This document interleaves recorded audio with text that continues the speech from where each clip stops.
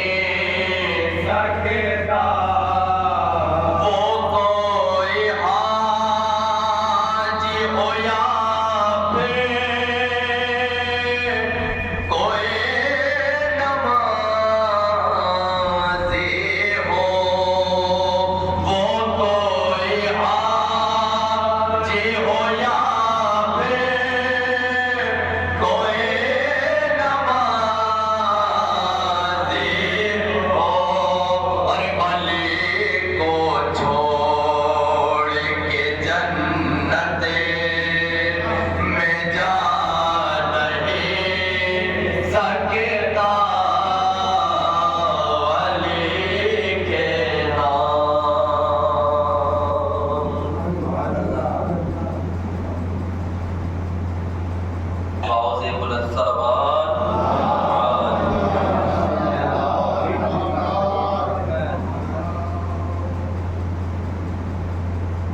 حضرات ایک سلام پیش کر اور امام حسین کی شان میں بند الفاظ سماعت کیجیے گا. ایک باواز بلند صلوات محمد عطا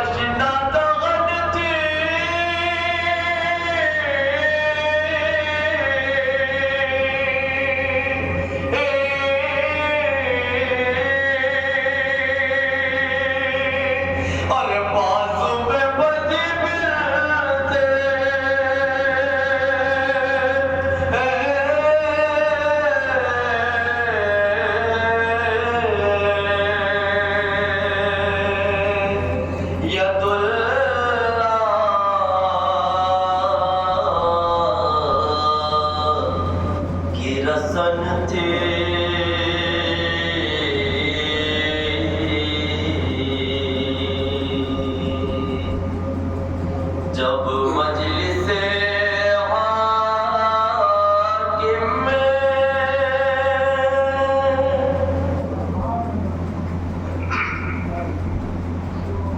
فاتح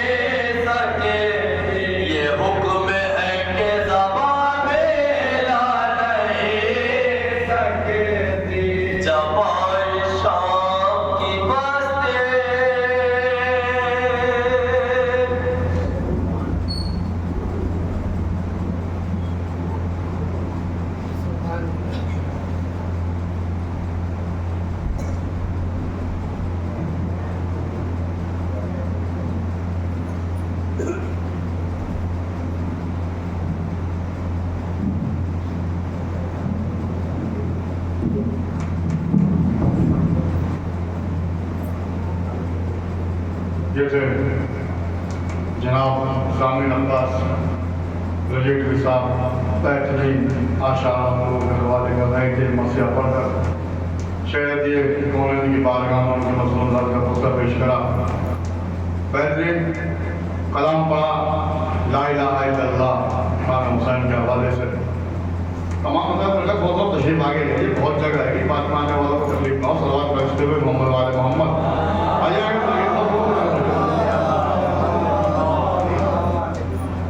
جو بزرگ ہیں وہ دیوار کا سہارا لے کے بیٹھے تو سمجھ میں آتا ہے, اور جوان جو سہارا لے کے بیٹھے تو تمہیں بھی کہہ رہا ہوں میرے نام سمجھے تو وہ سمجھ میں نہیں آتا. صلوات دیجیے محمد والے محمد پر.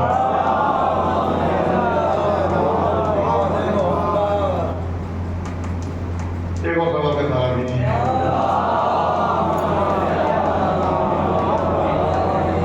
ویسے وہ بڑا مجھے مطلب مجھے شعر میں پیش کرتا ہوں کہ امام حسین کے آواز کے دانے دار دیکھیے گا کہ تم نے دیکھی ہے سخاوت کیا کہیں گی شان کی.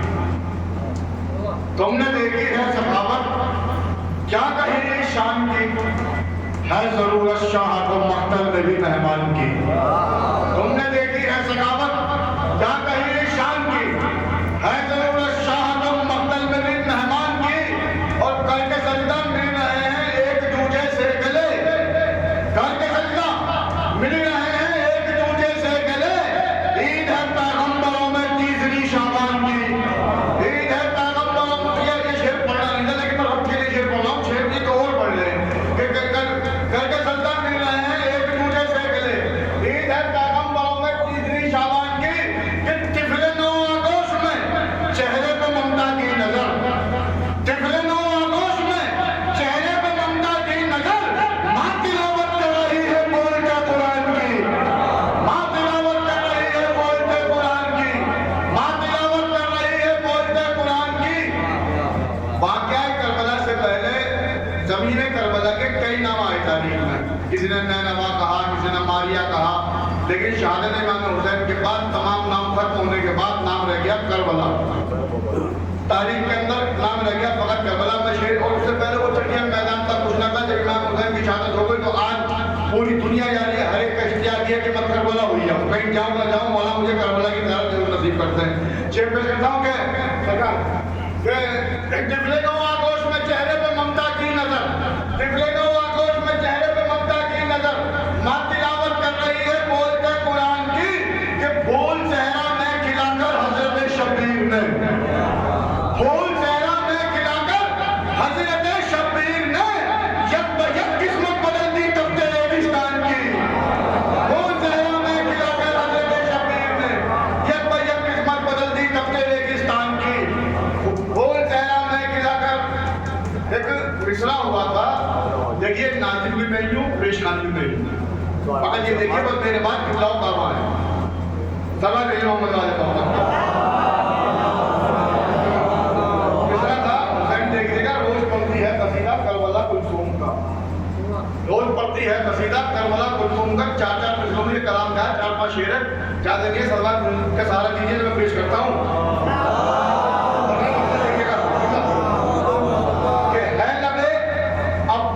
جب تذکرہ کلثوم کا ہے لبے عباس پہ, جب تذکرہ کلثوم کا کم نہیں ہے پھر کسی سے مرتبہ کلثوم کا, کم نہیں ہے پھر کسی سے مرتبہ کلثوم کا. اب شعر پیش کرتا ہوں کہ گھاٹ پہ قاضی نے قبضہ کر کے یہ بتلا دیا, گھاٹ پہ قاضی نے قبضہ کر کے یہ بتلا دیا. الکما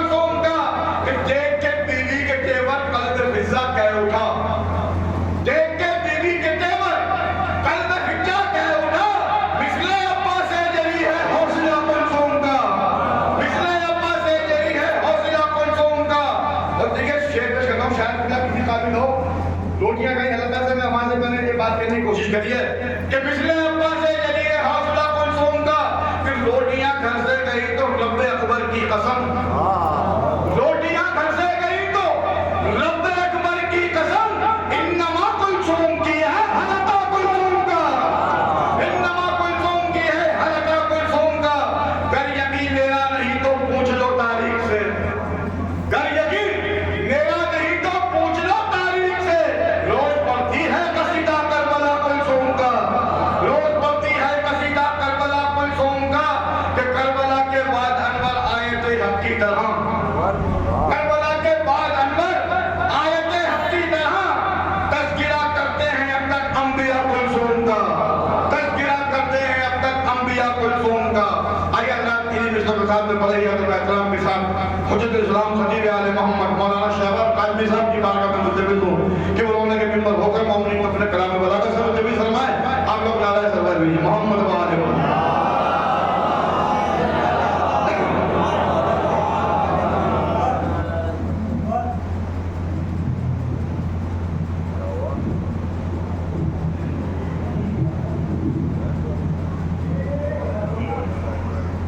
ختم الانبیاء امام زمانہ بآواز بلند صلوات۔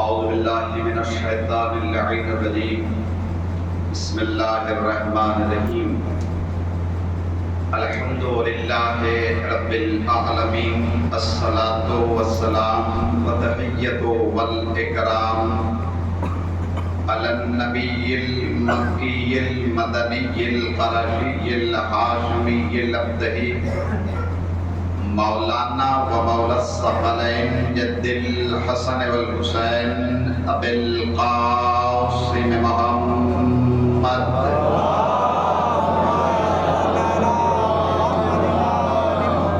وآلہ الطیبین الطاہرین المعصومین المظلومین من یومنا هذا الى قیام یوم الدین۔ اما بعد فقد قال اللہ تعالی فی کتابہ الکریم وهو اصدق الصادقین وقوله الحق۔ بسم اللہ الرحمن الرحیم، یا ایھا الناس قد جاءکم برہان من ربکم وانزلنا الیکم نورا مبینا۔ صلوات پڑھیں محمد۔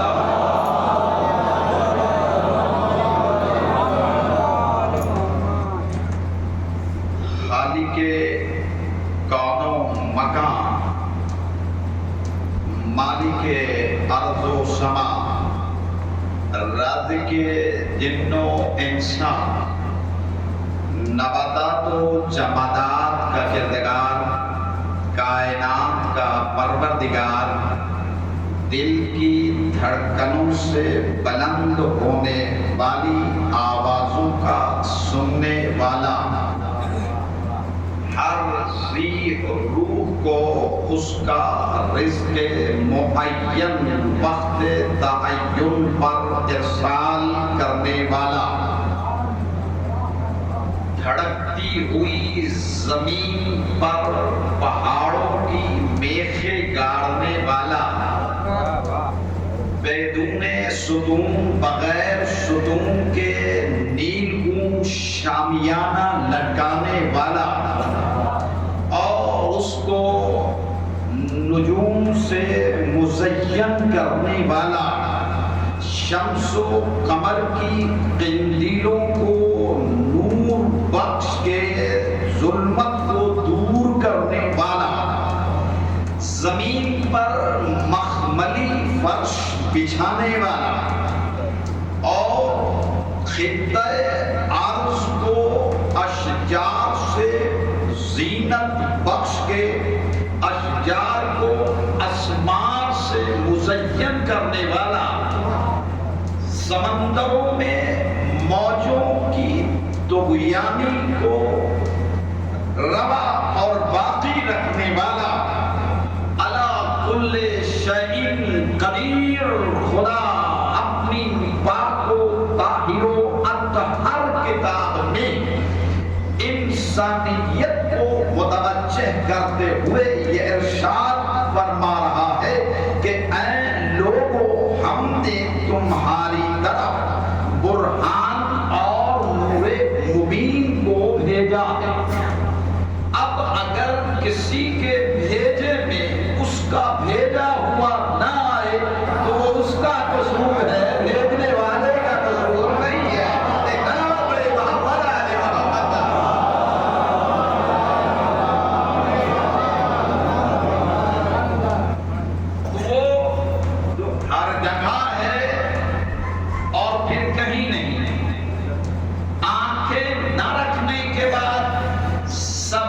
دیکھتا ہے اور لا تدرکہ الابصار کی منزل پر انسان کی آنکھیں اسے دیکھ نہیں سکتی۔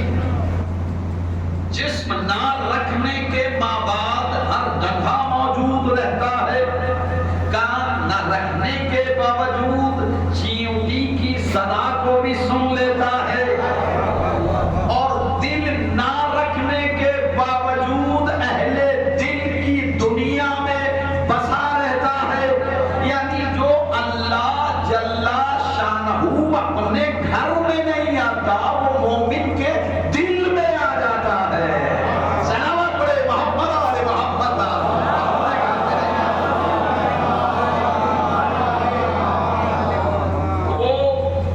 وہ عدم کے اندھیروں کو وجود بخشنے والا اور اجالے سے انسانی نسلوں کو واقف کرانے والا، وہ مجیب الدعوات کے جس کی بارگاہ میں دعاؤں کے قافلے پہنچتے ہیں، اور وہ سمیع الدعا بن کے ان دعاؤں کو تکمیل کا جامہ پہنا کے مجیب الدعوات کہلاتا ہے۔ تو یہ کلمات طیبہ آپ کی عرفہ و اعلیٰ بلند و بالا سماعتوں کی نظر کیے گئے یہ قرآن حکیم فرقان عظیم کے عظیم کلمات ہے، اس لیے کہ خدائے عظیم نے اس قرآن عظیم کو ایک ذات عظیم کی طرف اس لیے نازل کیا کہ پڑھنے والا بھی اگر اپنی عظمت میں اضافہ چاہتا ہے تو قرآن عظیم کی تلاوت کرے تاکہ وہ بھی عظیم ہو جائے۔ تو گفتگو کل میں نے یہاں پر چھوڑی تھی کہ قرآن دیکھیے آیت اللہ روح اللہ بانی انقلاب اسلامیہ ایران، وہ کہتے ہیں کہ قرآن ایک اتنی عظیم نعمت ہے جو ذات الہ نے آپ کو عطا کی ہے کہ اگر آپ پیشانی سجدہ شکر میں رکھ کے حیات کے تمام تر لمحات تشکر باری تعالیٰ میں گزار دے تو اس کا شکر پورا نہیں ہو سکتا ہے۔ اتنی عظیم نعمت ہے قرآن پاک۔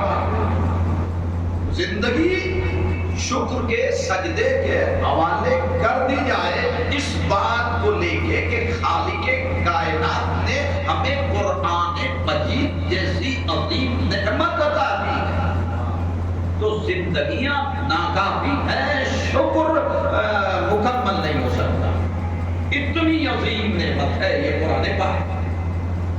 اچھا اب یہ تھوڑا سا سماعتوں کہ اس قافلے کو میں چاہتا ہوں کہ وادی قرآن کی طرف لے جاؤں اور آیات بینات کی سیر کرائی جائے تاکہ مقصد تک رسائی ہو سکے۔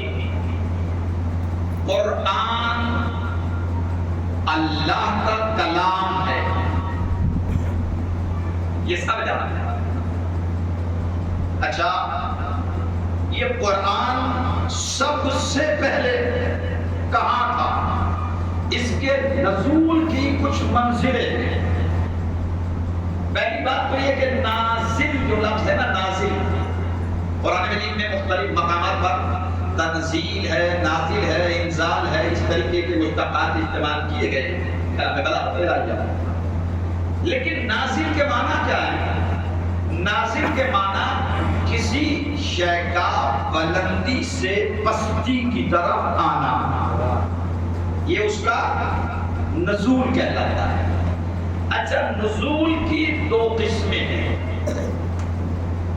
نزول کی جو ہے، میں نے کل عرض کیا تھا کہ ایک نزول تجلی ہے، ایک نزول تخلی ہے۔ نزول تجلی کسے کہتے ہیں؟ نزول تجلی وہ نزول ہے نور کا کہ وہ جہاں سے نازل ہو وہ جگہ بھی خالی نہ ہو، اور جس طرف نازل ہو رہا ہو وہ بھی پر ہو جائے، جہاں سے نازل ہوا وہاں بھی رہے، اور جس طرف نازل کیا جا رہا ہے وہاں بھی رہے۔ میں مثال دے دوں، یہ جو میں بول رہا ہوں، یہ علم ہے نا جو پہنچا رہا ہوں، یہ علم کہاں ہے؟ میرے ذہن میں، میں نے آپ کے ذہن تک پہنچایا۔ خطابت کا معنی کیا ہے؟ اپنی بات کو ذہنوں تک پہنچانا، اسی کا نام خطابت ہے، اور وہی کامیاب و کامران خطیب کہلاتا ہے کہ جو اپنی بات کو اذہان مومنین و سامعین و محبین تک ارسال کر دے۔ اور خطابت متکلم کا کلام جب تک سامع کی سماعت سے ہم آہنگ نہیں ہو جاتا تب تک خطیب کی خطابت مکمل نہیں ہو پاتی ہے۔ ایک سلام بڑے محمد علی محمد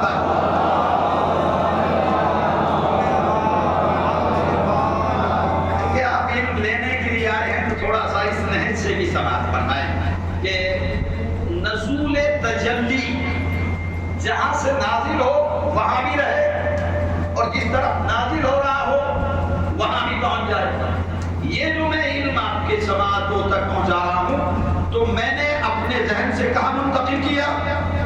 آپ کے اذہان تک۔ تو کیا میرے ذہن میں وہ باتیں نہیں رہی تو بیان کر دی؟ میرے ذہن میں بھی ہے، آپ کے ذہن میں بھی پہنچ گئی۔ اس نزول کو نزول تجلی کہا جاتا ہے کہ جہاں سے نازل ہوا وہاں بھی رہے، اور جس طرف نازل کیا گیا وہاں بھی پہنچ جائے، یعنی لوہے محفوظ پہ بھی باقی رہے اور سینہ رسالت پر بھی پہنچ جائے۔ سلام پڑھے محمد آل محمد۔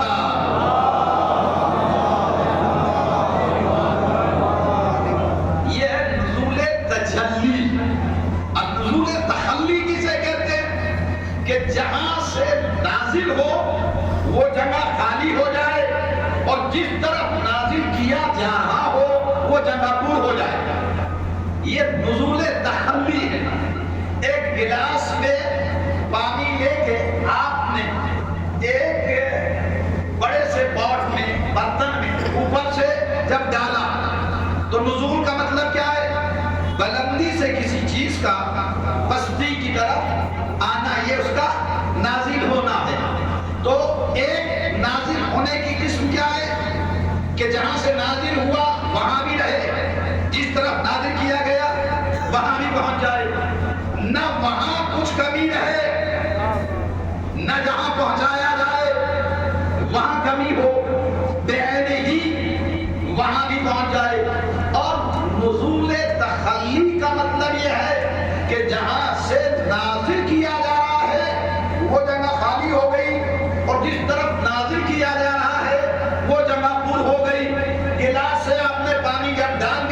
تو گلاس خالی ہو گیا اور جس طرف ڈالا گیا وہ جگہ بھر گئی، جس برتن میں آپ نے ڈالا وہ پر ہو گیا۔ اسے نزول تخلی کہا جاتا ہے کہ جہاں سے نازل ہو وہ جگہ خالی ہو جائے، جس طرف نازل ہو وہ بھر جائے۔ ایک پرندہ چھت پر بیٹھا ہوا ہے، پانی کے کٹورے کو آپ نے رکھ دیا، وہ چھت چھوڑ کے زمین پہ آ گیا، تو یہ اس کا نزول تخلی ہے۔ پہلی جگہ خالی ہو گئی، دوسری جگہ پر ہو گئی، اس کو نزول تخلی کہا جاتا ہے۔ یہ دو باتیں ابھی سماج تک پہنچ گئی۔ اب آپ پھر دیکھیے، اب بات ہے قرآن مجید، یہ قرآن تھا کہاں پر، پہلے کہاں تھا، سب سے پہلے کہاں تھا؟ تو یہ آپ پڑھتے ہیں قرآن مجید کا سورہ حجر، قرآن مجید کا 11واں سورہ 11واں پارہ پہلی ہے، الف لام را کتاب احکمت آیاتہ ثم فصلت من لدن حکیم خبیر۔ یہ الف لام را کتاب احکمت آیاتہ، یہ وہ کتاب ہے کہ جس کی آیتیں حکمت لیے ہوئے ہیں۔ ثم فصلت من لدن حکیم خبیر، پھر اسے تفصیل کے ساتھ ایک حکیم و خبیر نے تفصیل کے ساتھ اسے بیان کیا۔ من لدن کہتے ہیں اپنے علم کے ذریعے سے، اپنے پاس سے، ہے نا؟ علم لدنی، علم لدنی وہ علم کہلاتا ہے جو اللہ نے عطا کیا ہے خاص ذاتوں کو، علم لدنی۔ یہ پہلے قرآن مجید کہاں تھا؟ علم لدن میں تھا، علم الہی میں تھا۔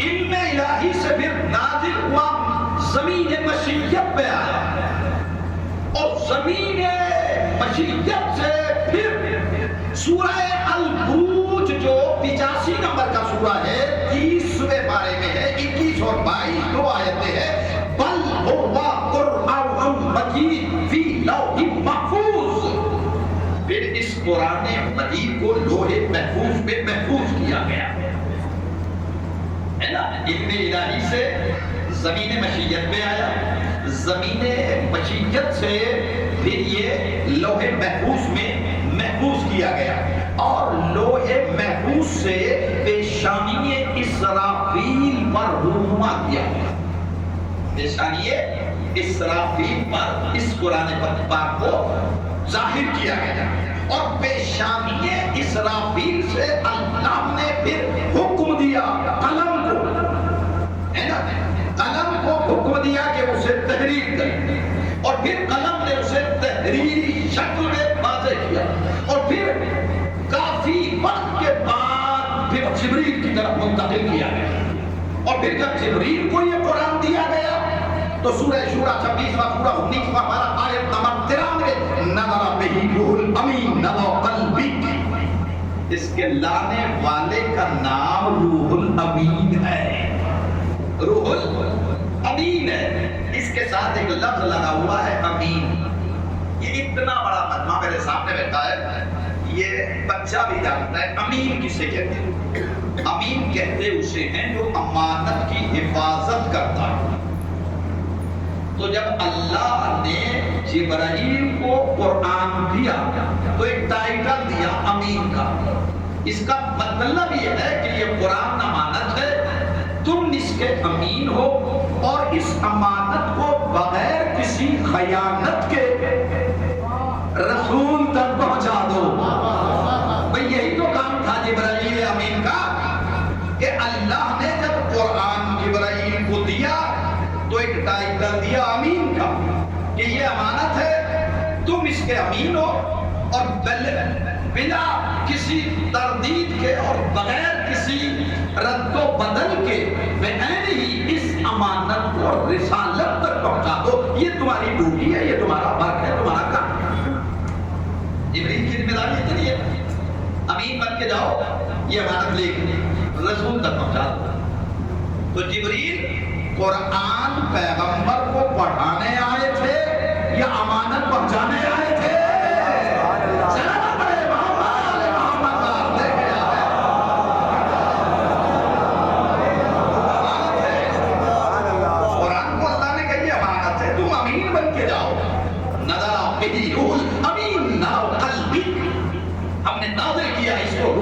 رسول کے ذریعے سے.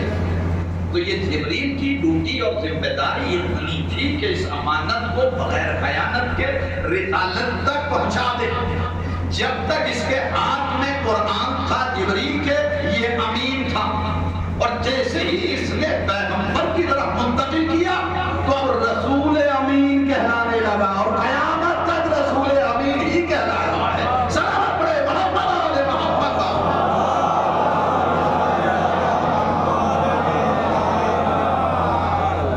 سب سے بڑی امانت کا نام قرآن ہے.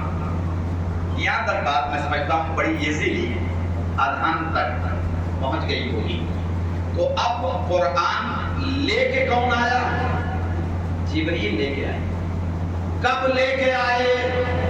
شہرو، سورہ بقرہ پڑھتے رہا، شہر رمضان الذی انزل فیہ القرآن. رمضان کے مہینے میں لے کے آئے. ایک بات واضح کی کہ یہ قرآن آیا تھا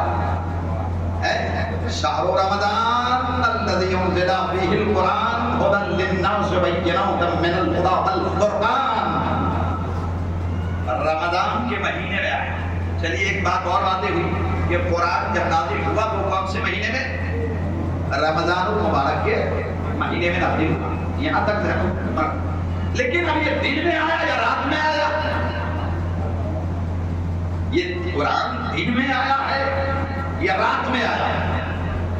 تو سورہ دخان 44واں سورہ 25واں پارہ 30 آیت، اِنَّا أَنزَلْنَاهُ فِي لَيْلَةٍ مُبَارَكَةٍ. ہم نے اس قرآن کو مبارک رات میں نازل کیا. کون سی رات تھی وہ مبارک؟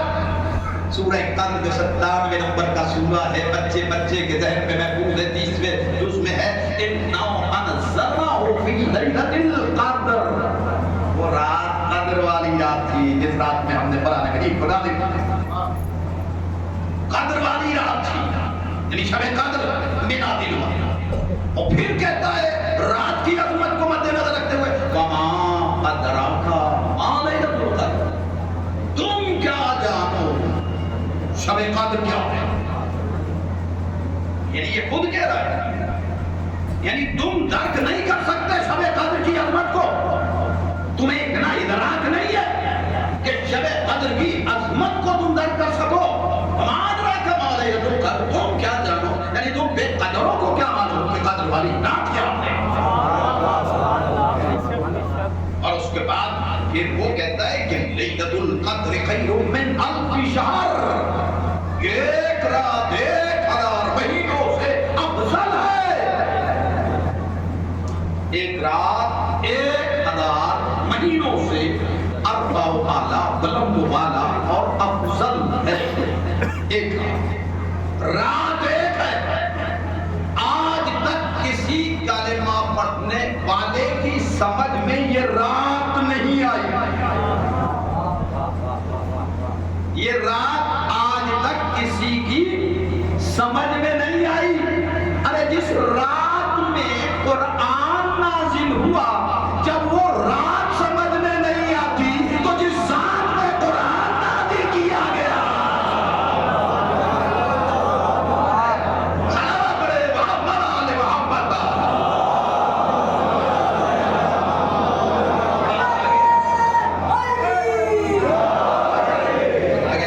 ایک سلامات پڑے محمد علیہ محمد پر. تھوڑا سا پیچھے بیٹھنے والوں کی اور سلامات پڑے محمد علیہ محمد پر. آ گیا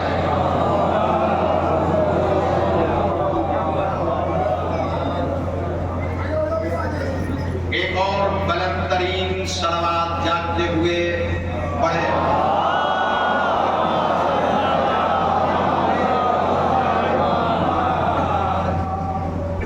اچھا یہ یہاں پہ کیا کہا اللہ نے؟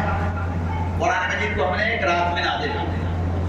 اگر ایک ہی رات میں پورا قرآن آیا تو یہ سورہ مکی اور مدنی کہاں سے آ گئے؟ دیکھیں گے آپ یہ مکی اور مدنی سورہ یہ کہاں سے آئے؟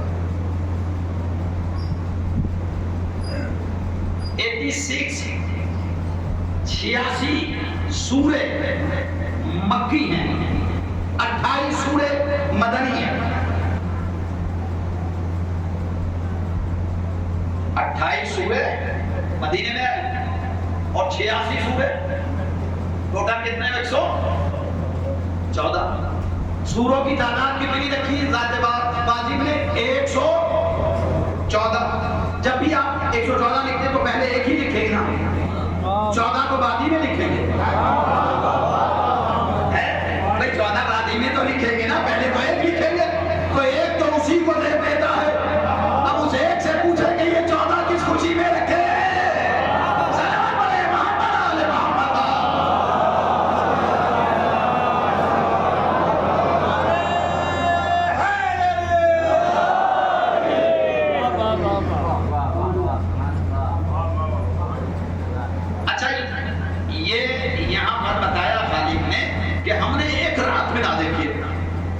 ایک رات میں ہی پورا قرآن آ گیا، وہ رات مکے کی تھی یا مدینے کی تھی؟ وہ رات مکے میں تھی یا مدینے میں تھی جس میں قرآن آیا؟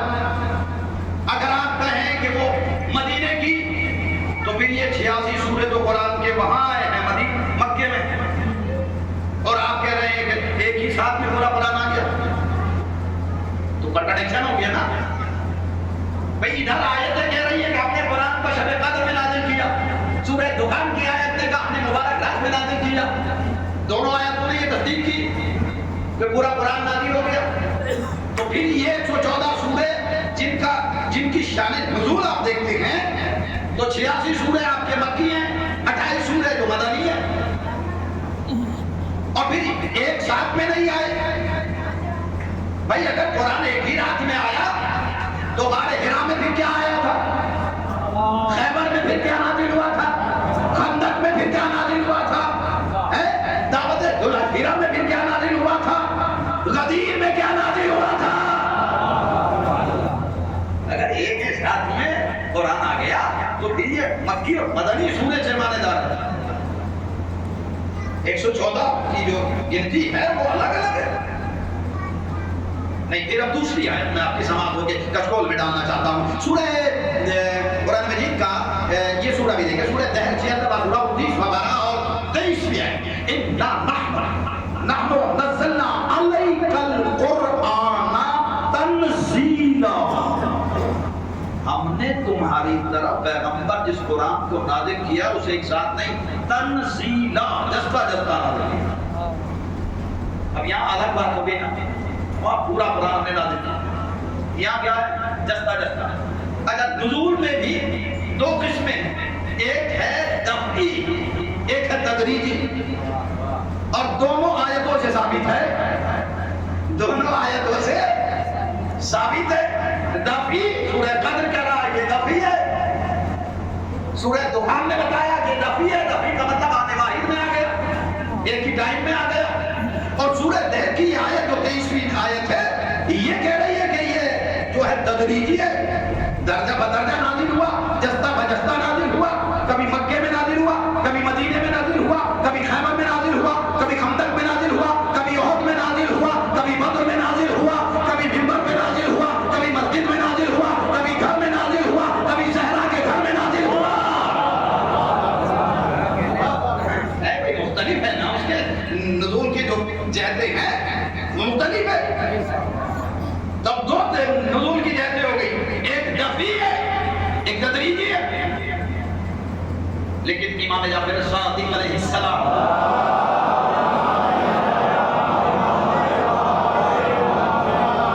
فرماتے ہیں کہ ہمارے جد سید الانبیاء پر قرآن آنے واحد میں نازل ہوا، آنے واحد میں نازل ہوا۔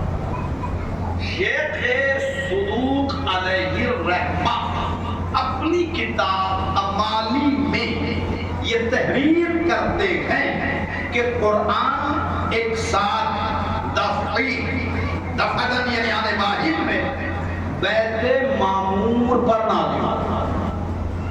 تھوڑا سا اور پیچیدہ کر دیا۔ اب یہ بیت معمور کہاں ہے؟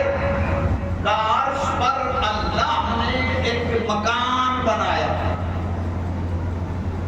جس کا 70,000 فرشتے طواف کرتے ہیں، بیت معمور 70,000 فرشتے جس کا طواف کرتے ہیں، اسے بیت معمور کہا گیا ہے۔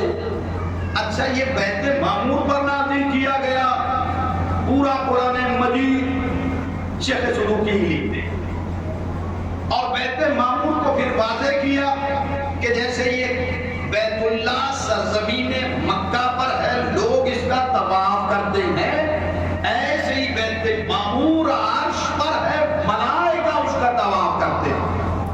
اور کتنے ملائکہ؟ تعداد لکھی ہے 70,000 ملائکہ۔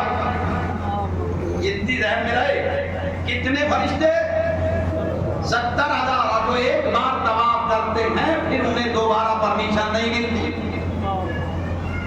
بھئی جب ہم نے تاریخ کو غور و خوض سے معرفت کا چشمہ لگا کے پڑھا تو ہمیں دو مقام ایسے نظر آئے کہ جہاں فرشتوں کا حضور ہوتا ہے، اور اللہ اس لیے فرشتوں کو بھیجتا ہے تاکہ طواف کرے، اور گنتی بتائی 70,000 فرشتے۔ تو یہ 70 کی روایت یا تو امام حسین کے روضے کے لیے ہے یا بیت معمور کے لیے ہے۔ یہ دیکھیں، بیت معمور کے لیے ہے یا روضہ حسین یا بیت علی کے لیے ہے؟ بھائی دو ہی ہے۔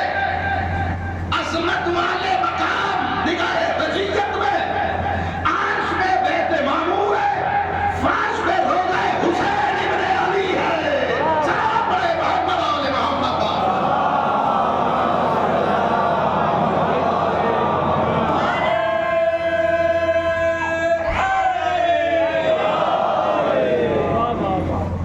یہ 70,000 ملائکہ بیت معمور کا طواف کرتے ہیں۔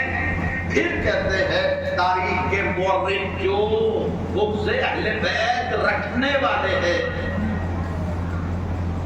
وہ بھی لکھنے پر مجبور ہو گئے کہ روضہ رسول کا طواف کرنے کے لیے روزانہ 70,000 ملائکہ آتے ہیں۔ تو یا وہ طواف عرش پہ ہوتا ہے یا فرش پہ ہوتا ہے۔ جو ایک سائنسداں خلا میں گئی اور اس نے دوربین سے غور سے دیکھا تو اسے دو مقام سے زمین سے روشنی نظر آئی۔ جب اس نے وہاں سے خلا سے زمین کا مظاہرہ کیا، اس نے معائنہ کیا تو دو جگہ سے اسے روشنی ملی۔ اس نے جب اسے سرچ کیا اسے سمیٹا کہ یہ دو جگہ کون سی ہے جہاں سے روشنی ابھر رہی ہے، نکل رہی ہے، ساطع ہو رہا ہے نور۔ تو ایک سرزمین مکہ پہ بیت اللہ نظر آیا، ایک سرزمین کربلا پہ حسین کا روضہ نظر آیا۔ یہ ریسرچ اسکالر جو سائنسدان تھی، اس کے بیان آپ نے سنا بھی ہوگا، جب وہ گئی تھی وہاں سے اس نے اپنا بیان دیا تھا، اسٹیٹ بینک اس کا آیا تھا اور اس نے انٹرویو دیا تھا کہ میں نے جب دھرتی پہ خلا سے دیکھا تو مجھے دو جگہ سے روشنی ملی، دو جگہ سے۔ یعنی اگر روضہ حسین بیت اللہ کے برابر نہ ہوتا تو روشنی اس طریقے سے برابر سے نہ نظر آتی۔ تو یہ اس کا بیان ہے۔ اچھا، اب یہ شیخ صدوق علیہ رحمہ یہ تحریر کرتے ہیں کہ حضرت آدم صفی اللہ بھی اسی کا طواف کرتے تھے بیت معمور پر، مانوس ہو گئے تھے۔ جب شری لنکا کے پہاڑ پہ انہیں اتارا گیا، ایڈم ہل پر، سرابدی پہاڑ پہ، اور اس کے بعد میں یہ بہت مایوس رہے، چونکہ جدہ میں جناب حوا کو اتار دیا تھا، اس کے بعد انہیں پہنچایا گیا سرزمین مکہ پر۔ وہاں گئے تو پالنے والے میں بڑا مانوس تھا، بیت معمور سے طواف کرتا رہتا تھا، میرے دل کو خوشی ہوتی تھی، اور عبادت کا جو درجہ ہے میرا بلند و بالا ہوتا جاتا تھا۔ میں یہاں کیسے کروں؟ بیت معمور تو عرش پہ کا ایک خیمہ بناؤ، اس کی نقل کرو، اس کی شبیہ بناؤ۔ جناب آدم نے ایک خیمہ، ایک ٹینٹ، ایک تمبو بنایا، کہا اسی کا یہ سوچتے ہوئے کہ بیت معمور کا طواف کر رہے ہو ہیں؟ اور اس کے بعد جب جناب ابراہیم و اسماعیل دنیا میں آ گئے تو اتنا الہ ابراہیم و اسماعیل طاہرہ بیت الطاہرین والعاکفین والرکع السجود سورہ بقرہ جو قرآن مجید کا دوسرا سورہ پہلا پارہ اس کی آیت نمبر 125 میں اللہ کے رائے اتنا الہ ابراہیم و اسماعیل طاہرہ بیت الطاہرین والعاکفین والرکع السجود ہم نے عہد لیا ابراہیم اور اسماعیل سے کہ ہمارے گھر کو پاک رکھے اور انہوں نے دونوں نے پھر وہیں پہ جہاں جناب آدم نے وہ ٹینٹ بنایا تھا وہ خیمہ لگایا تھا وہیں پر اس کی بنیاد رکھی گئی اور وہیں پہ بیت اللہ کو تعمیر کیا گیا لیکن ایک پیغام تو آپ تک پہنچ گیا کہ اصل جو تھا وہ بیت معمور تھا اور نقل جو ہے اس کی وہ خیمہ بنایا گیا یہ شبیہ ہے بیت معمور کی بیت معمور کی شبیہ بیت معمور ہو کہ جس کا 70,000 فرشتے طواف کرتے ہیں روضہ حسین ہو کہ جس کا 70,000 فرشتے طواف کرتے ہیں تو اگر بیت معمور کی شبیہ بنانا شاید ہے تو روضہ حسین کی شبیہ بنانا بھی نہ کیسے ہو گیا سلام بڑے محمد محمد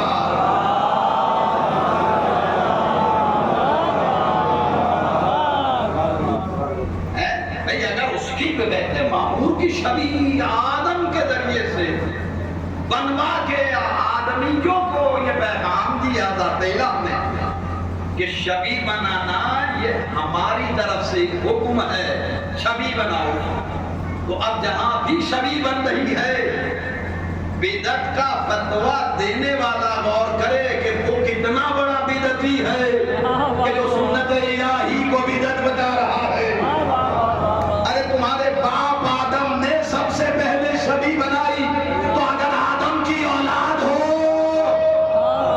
سلام بڑے محمد محمد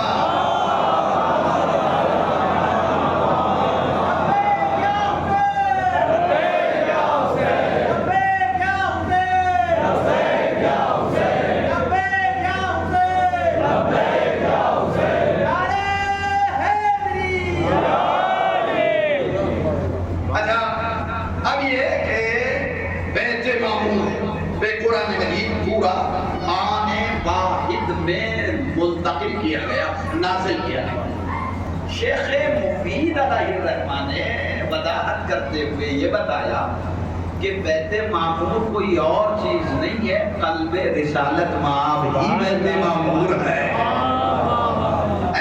بیت معمور قلب پیغمبر ہی کو بیت معمور سے تعبیر کیا گیا ہے وہاں بھی فرشتے حمد باری تعالیٰ کرتے ہیں اور اس دل سے بھی صدائے تسبیح الہی بلند ہوتی ہے وہ فرشتوں کی عبادتوں کا مرکز بنایا گیا یہ انسانوں کی ہدایت کا مرکز بنایا گیا صلوات پڑھے محمد آل محمد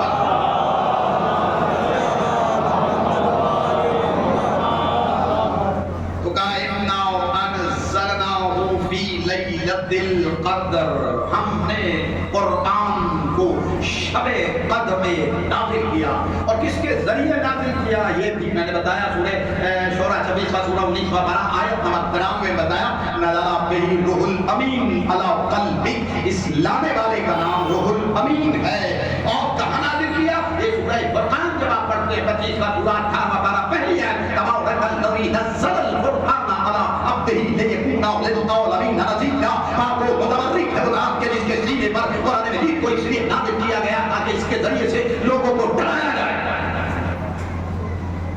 تو جس نے نازل کیا وہ اللہ ہے جو کچھ نازل کیا گیا وہ کلام اللہ ہے جو لے کے آیا وہ اللہ ہے جس کی طرف لایا وہ رسول اللہ ہے جو کچھ لایا دیکھیے جو لانے والا ہے لانے والے سے پہلے جو بھیجنے والا ہے وہ بھی پاک سورہ بنی اسرائیل پڑھتے نا 17واں سورہ 15واں والا پہلی ہے سبحان الذی اسرا بعبدہ لیلا من المسجد الحرام الى المسجد الاقصى الذي باركنا حوله لنريه من آیاتنا وہاں کو منزہ ہے خدا چنے گئی اپنے بندے کو رات مسجد الحرام سے مسجد اقصی تک تاکہ اسے اپنی نشانیاں دکھائے یا اللہ کا ٹائٹل ہے سبحان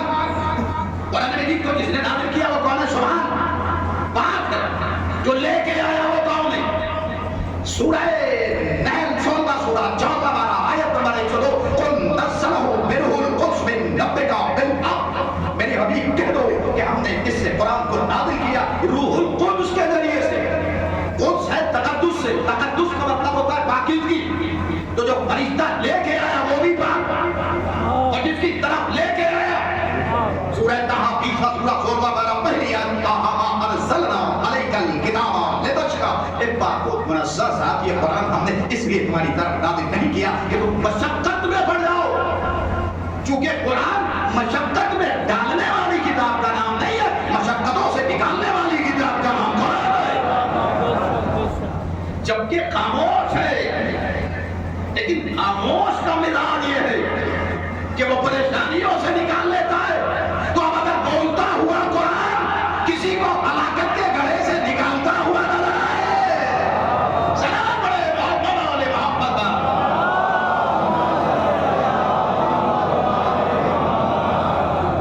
تو جس کی طرف بھیجا وہ بھی پاک، جو لایا وہ بھی پاک، جو کچھ لایا۔ سورہ واقعہ 56 سورہ 27 وغیرہ آیت نمبر 79 انہو لقرآن کریم فی کتاب مکنون لا یمسہ الا المطہرون، انہو لقرآن کریم، بے شک یہ کرامتوں والا قرآن ہے، انہو لقرآن کریم فی کتاب مکنون، ایک چھپی ہوئی کتاب میں چھپا ہوا ہے۔ دیکھیے واضح کر دوں، چھپا ہوا قرآن اور ہے، چھپا ہوا قرآن سمجھدار بندہ بیٹھا ہوا ہے۔ یہ جو آپ کے گھروں میں ہے یہ چھپا ہوا ہے، یہ جو آل محمد کے سینوں میں ہے یہ چھپا ہوا ہے۔ سلام علیہ محمد آل محمد پاک۔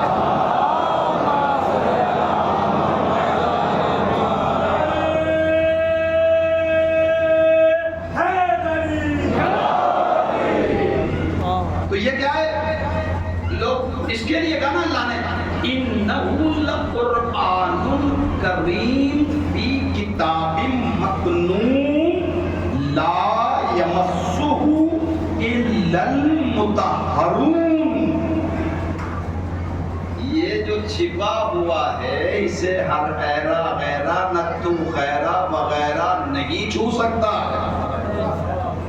ہے، اسے وہی چھوئیں گے جو پاک ہوں گے، اتنے پاک ہوں گے کہ ناپاک بھی اگر ان کا نام لے لے تو پاک ہو جائے،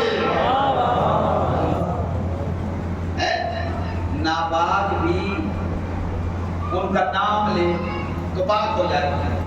ایک آدمی اللہ ہوں کہہ رہا ہے، کافر تھا، وہ اسے آپ کیا مسلمان کہیں گے؟ نہیں کہنے گا، اللہ کا نام لے رہا ہے۔ اس نے کہا اشہد ان لا الہ الا اللہ، مفتی نے کہا یہ مسلمان نہیں ہے، پاک نہیں ہوا۔ اچھا ہم نے اسے ہال میں ڈال دیا، صبح میں ڈالا شام میں نکال دیا، پورے دن پڑا رہا، یہ پاک ہو گیا؟ تو ہر مفتی کہے گا بھائی یہ تو نجس ہے، ارے پورے دن پانی میں اسے غوطہ لگایا گیا ہے، غوطہ دیا گیا ہے، تو اسے تو پاک ہو جانا چاہیے۔ کہا نہیں یہ پاک نہیں ہوگا۔ اچھا ٹھیک ہے اللہ کے نام سے پاک ہو گیا؟ کہا نہیں اللہ کے نام سے بھی نہیں پاک ہوا۔ پھر کیا ہے؟ کہا جب تک محمد کا نام اور اس کی وحدت، اس کی رسالت کی گواہی نہیں دے گا تب تک یہ دائرہ اسلام میں نہیں آئے گا۔ دو دائرے ہیں، ایک دائرہ اسلام ہے، ایک دائرہ ایمان ہے، ایک دائرہ اسلام ہے، ایک دائرہ ایمان ہے۔ تو اشہد ان محمد رسول اللہ کہہ کے دائرہ اسلام میں آتا ہے، اشہد ان علی ولی اللہ کہہ کے دائرہ ایمان۔ یہ دو دائرے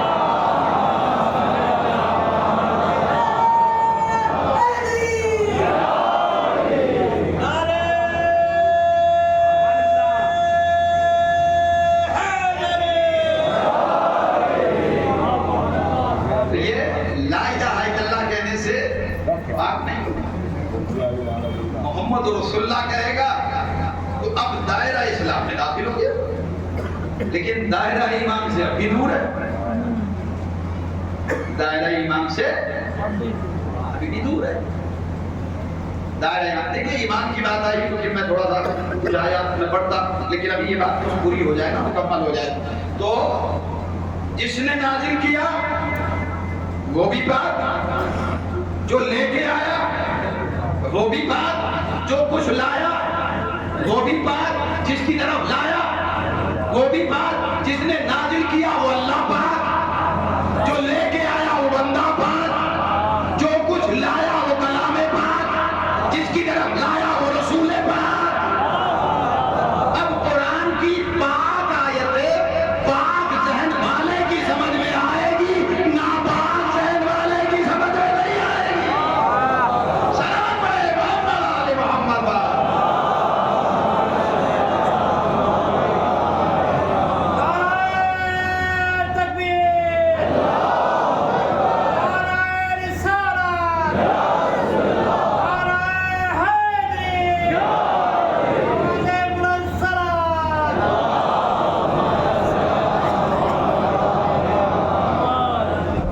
اچھا، یہ اس یونیورس میں، اس سنسار میں، اس پاون دھرتی پر، اس قرۂ عرض پر، اس گیتی پر، اس خطۂ عرض پر جتنی بھی کتابیں ہیں ان کتابوں کو ایک طرف رکھ دیجئے اور قرآن پاک کو ایک طرف رکھ دیجئے. اس کی عظمت، اچھا پہلی بات تو یہ بات ذہنوں تک پہنچ جائے کہ بھائی یہ قرآن کے ساتھ جو بے حرمتی ہوتی ہے یہ کیا سمجھ کے کی جاتی ہے؟ یہ سمجھ کے کہ یہ مسلمانوں کی کتاب ہے. یہی بات ہے نا، یہ کتاب کس کی ہے؟ مسلمانوں کی. پیغمبر کس کا ہے؟ مسلمانوں کا. تو دشمنی کس بات کی ہے؟ قرآن سے کیوں دشمنی ہے؟ کہ یہ قرآن جو ہے وہ مسلمانوں کی کتاب ہے. لیکن میں چیلنج کے ساتھ کہتا ہوں کہ یہ کتاب مسلمانوں کی نہیں ہے. یہ کتاب مسلمانوں کی نہیں ہے، اس لیے کہ یہ تو یونیورسل لا ہے. پہلے تو یہ دیکھیں کہ یہ کسی بندے کے لیے لکھی ہے، کیا رسول اللہ نے اسے تحریر کیا ہے؟ کسی صحابی نے اپنی طرف سے لکھ دیا ہے؟ کرنا کسی صحابی نے لکھا اسے، رسول اللہ نے بھی نہیں لکھا. اس لیے کہ اگر یہ کسی غیر کا کلام ہوتا لوجدوا فیہ اختلافا کثیرا، تو اس میں تم بہت بڑا اختلاف پاتے اگر اللہ کے علاوہ کسی اور کا کلام ہوتا.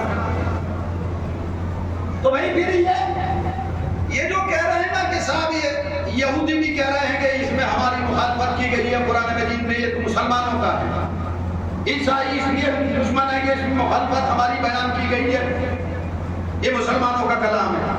کافر اس لیے کہ ہمیں یہاں کافر کہا گیا ہے، اس لیے وہ دشمن ہے. تو پہلی بات تو یہ واضح ہو جائے کہ اللہ جو ہے وہ کافروں کا بھی خالق ہے، یہودیوں کا بھی خالق ہے، عیسائیوں اور مجوسیوں کا بھی خالق ہے. یہ جتنے بھی مذہب کے ماننے والے ہیں سب کا خالق کون ہے؟ اللہ ہے. اور یہ کلام کس کا ہے؟ اللہ کا ہے. تو یا ایھا الناس کا مطلب ہے لوگوں، تو ہے لوگوں سے مطلب مسلمان ہے یا پوری کائنات کے انسان ہے؟ اللہ کس سے خطاب کر رہا ہے؟ لوگ میں کیا مسلمان آتے ہیں؟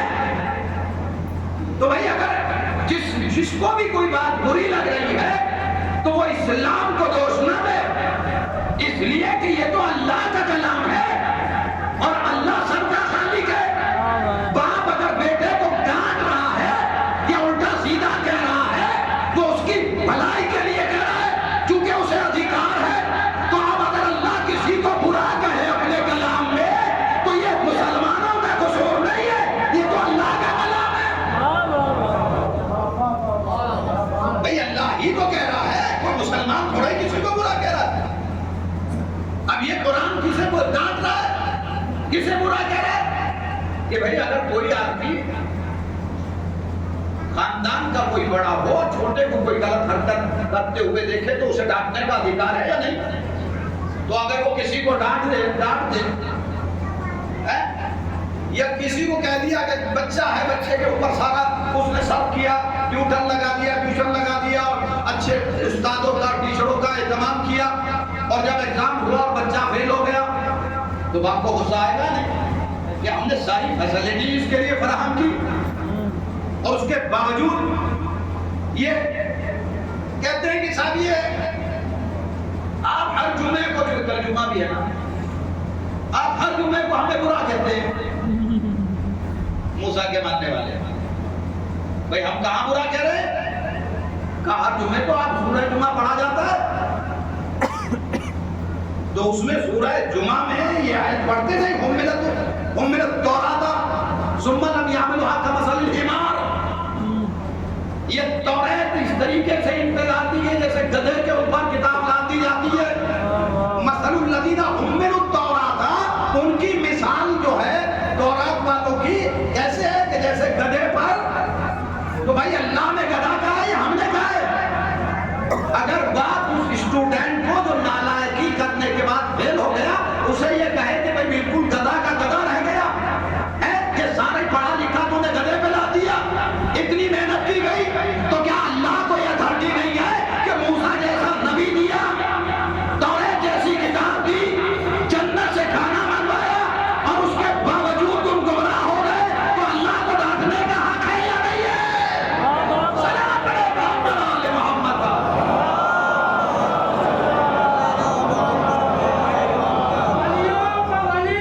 ولیوں کا ولی مولا علی نعرہ حیدری۔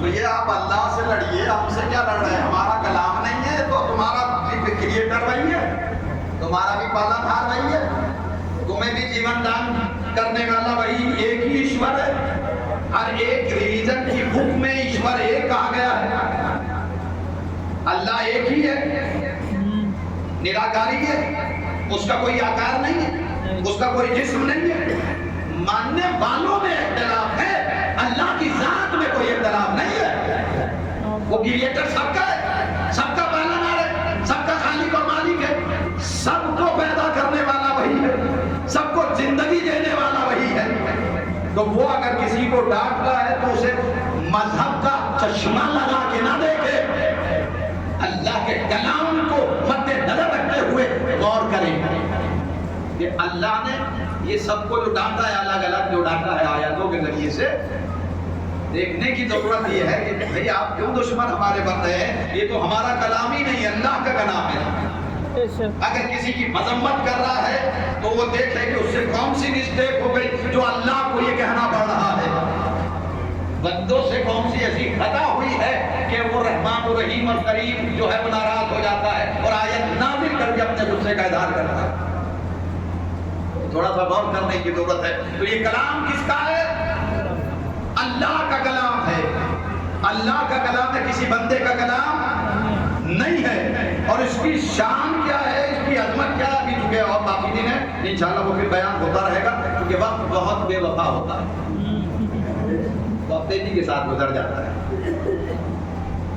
اس سے پہلے کہ آپ گھڑی کو گھڑی گھڑی دیکھنا شروع کر دیں، میں ان گھڑیوں کا شمار کر کے آپ کی زحمتوں کو سمیٹ رہا، اس لیے کہ گھڑی میں جب بھی دیکھیں گے تو آپ کو 12 انچ سے دکھائی دیں گے، 3 سوئیاں نظر آئیں گی جو گھومتی ہوئی دکھائی دیں گی، 1 گھنٹے کی، 1 منٹ کی، 1 سیکنڈ کی۔ ان تینوں کی ذمہ داری ہے کہ یہ جو 12 ہیں ان کا طواف کرتے رہے،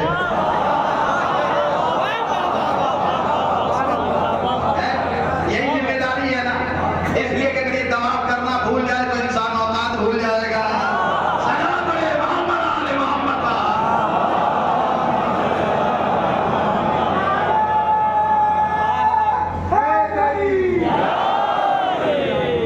تو انشاءاللہ کل سلسلہ یہ کنٹینیو ہوگا اور آگے بات بڑھے گی کہ قرآن کی کیا عظمت ہے اور قرآن نے کیا اپنے سے انسانی نسلوں کی فلاح و صلاح و بہبودی کے لیے پہنچایا ہے، اور اللہ نے کس طریقے سے نزول کی منزلوں سے انسان کو آشنا اور رونما کرایا ہے۔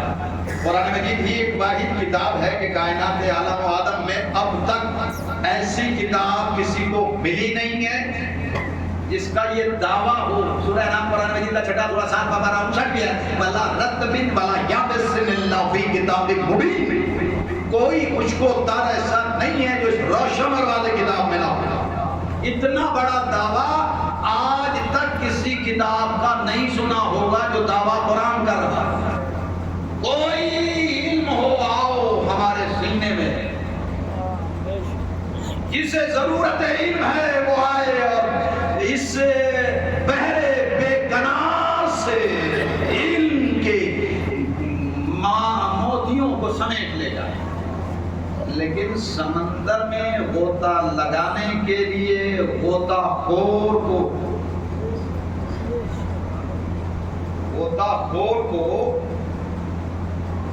کلیور ہونا چاہیے اور ایسا نہ ہو کہ وہ تیرنا نہ جانتا ہو ورنہ ڈوب جائے گا. دریا میں تیراک ہی سمندر کی گہرائیوں سے موتیوں کو لے کے آتے ہیں, اور جو تیرنا نہیں جانتا ہے وہ موتیوں کو نہیں لا پاتا ہے. اس لیے کہ کچھ وہ ہیں جو سمندر میں علم کے غوطہ لگا کے معرفت کے موتیوں کو نکال لیتے ہیں, اور کچھ وہ ہیں جو خود غوطہ کھا جاتے ہیں, ہے نا, کچھ خود غوطہ کھا جاتے ہیں. بہرحال بھی میں آیت پڑھتا, لیکن کیونکہ وقت نہیں جاتا تیرا, میں کل انشاءاللہ اس کے سلسلے کو آگے بڑھاؤں گا. چونکہ تھوڑا سا باب علم کی بارگاہ میں آ کے بھی اگر علم میں اضافہ نہ ہو تو پھر کبھی اضافہ نہیں ہوتا, اور جسے یہاں سے نہ ملے اسے پھر کسی در سے نہیں ملتا. بیمار کو اگر بیمارستان میں شفا نہ ملے تو خاک شفا کے حوالے سے اسے اس شفا خانے سے شفا مل جاتی ہے.